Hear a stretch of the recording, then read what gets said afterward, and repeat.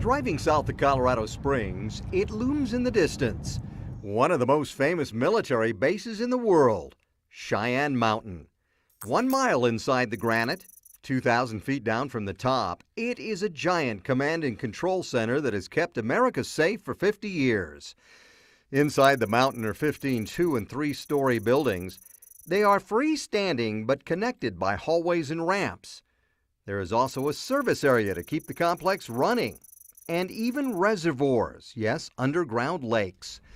You get inside by driving through a 2-mile tunnel. And when you get to the middle, you see the doors.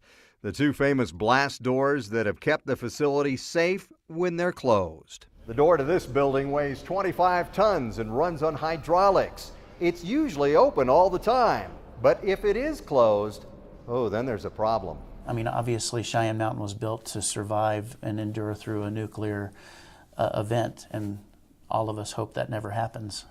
The buildings behind those doors were built on 1,300 giant springs that can move independently if there's an explosion or earthquake. They would bounce, but they wouldn't break apart. And that's important because of what goes on inside those buildings. In control rooms like this one, which was set up just for us, experts keep an eye on possible threats. Everything from missile launches around the world to 23,000 objects in space. It includes satellites, the International Space Station, and lots of space junk.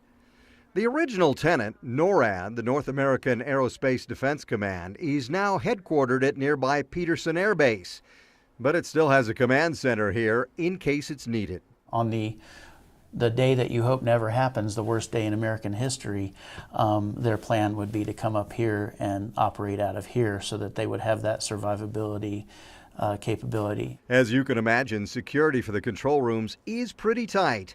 Our security escort said he can't even get inside them. I can only fantasize about what goes on in there. Maybe a lot, maybe little, but whatever it is obviously important. So. In the buildings underground, there are other facilities for the 300 to 400 workers. There's a cafeteria, appropriately named the Granite Inn. As everybody knows, it's not easy protecting the country when you're hungry. Thank you. There's an exercise and weight room because you can't just go work out at the 24-hour fitness during your break. All right. And if you want to find a pickup basketball game against a, say, short Jewish basketball legend, well, that happens too deep underground. That's how we do it up here in the mountain. And since many people are in the mountain for long hours, a little shopette provides all the needed staples, like potato chips. All the comforts of home, sort of. Whenever you're walking through the halls, it's not like, you're seeing rocks everywhere. It's normal buildings, and so it's very easy to forget that you're underground.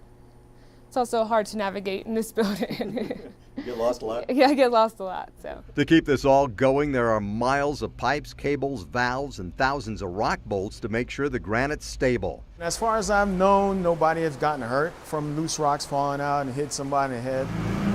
The place runs on Colorado Springs electricity, but there are 6 giant generators to back up power in the case of an emergency. There are 4 reservoirs like this one that can be used for cooling and drinking water. Well, this reservoir is like 20 feet deep, and it holds about 1,000,005 gallons of water. And a pet duck lives on this lake, but since it never moves or eats, we're guessing it's a rubber ducky. I don't know the duck's name. You can give it a name if you want. Cheyenne Mountain has been called America's fortress. The facility under Colorado is the eyes and ears of the U.S. defense system, watching and listening to what's going on all over the world and even out of this world to keep us all safe. What an awesome responsibility.